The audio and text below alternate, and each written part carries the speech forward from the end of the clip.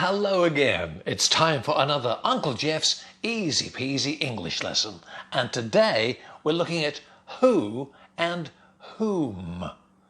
Let me start by saying that whom is very formal, very old-fashioned. So in everyday English, we hardly ever use it. In emails, in letters. Who writes letters now? In emails, in letters, in text messages, we never, ever use whom. However, if you do write a formal letter or a formal email, you could start it off by writing at the very top, to whom it may concern. It makes it very formal, and what you're saying is, this letter is for someone in the office, someone in the organization. I don't know the person's name, but whoever deals with, for example, cancellations or complaints, this letter is for that person or that department. You can say, to whom it may concern, and then write the letter, I would like to cancel my contract with you from next month. I would like to make a complaint about your company. Start it with to whom it may concern if you don't know the person's name. You may also see the word whom if you read lots of books, especially older books by Agatha Christie or Charles Dickens, a writer of that style and from that period, a long time ago, a very formal style of writing. But these days, we hardly ever use whom.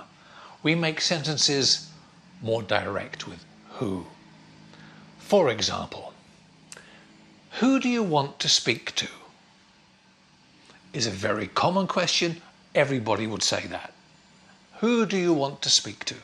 You could make it more formal and say, to whom do you want to speak?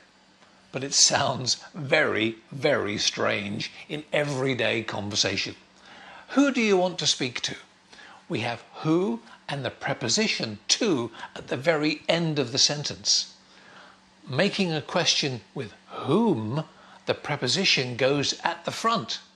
To whom do you want to speak? Another example. Who shall I give this box of chocolates to? Who and to at the end. Who shall I give this box of chocolates to? Or, very unusually, to whom shall I give this box of chocolates?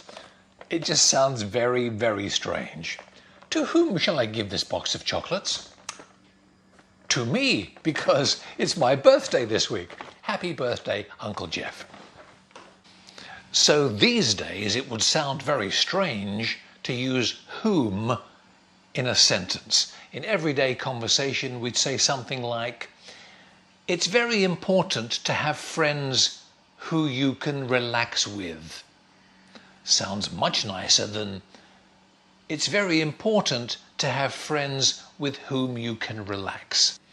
English grammar, who or whom. In nearly every situation these days, unless it's very, very formal, use who. Thank you for watching. We'll see you next time on Uncle Geoff's Easy-Peasy English. Bye-bye for now. Where did I put my chocolates?